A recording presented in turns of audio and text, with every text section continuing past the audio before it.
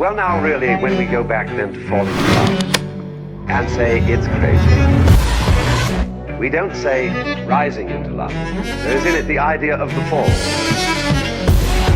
And goes back, as a matter of fact, to extremely fundamental things. There is always a curious tie at some point between the fall and the creation.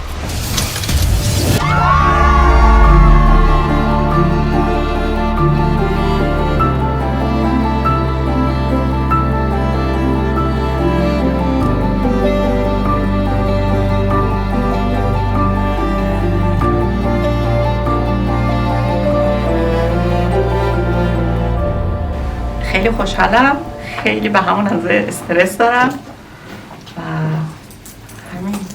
همین دوتاست.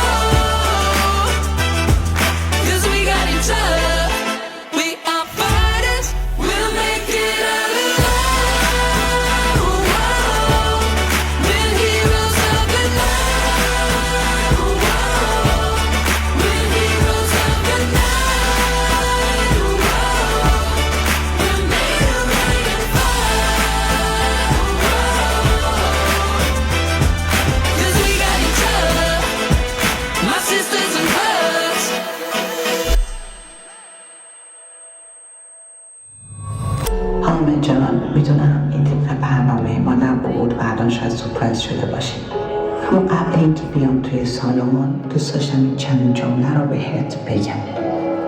حامد عزیزم، میخواستم ازت تشکر کنم واسه همه روزهایی که کنارم بود، به روزی که قرار کنارم باشی. ممنونم ازت عزیزم که همیشه بودنتون توی هر شرایطی کنار خودم احساس کرد. نمیدونم اگه نمیومدی توی زندگیم الان کجای زندگیم بودم. نمیخوام مثلا بهش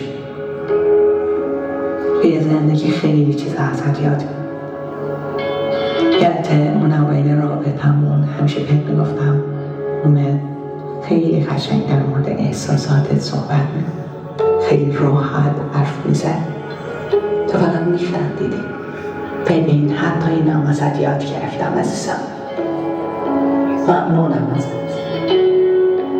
اما امروز اینجا کنار تو، کنار همه دوستان فامیلمون دارم خوشبختی رو با تمام وجودم احساس میکنم. شیرین من بمان مگر این روزگار تلخ، فرهاد خسته را به نگاهی امان دهد.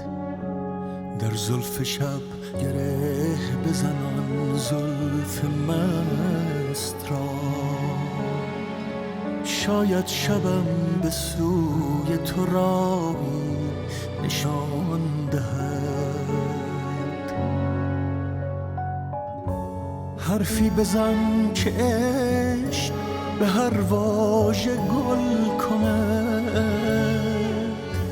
ما را نصیب دیگری از این زمانه نیست. با من از عاشقانه ترین لحظه ها بخوان. حامد، ممنونم ازت که تو بهترین زمان و مکان ممکن اومدی توی زندگی.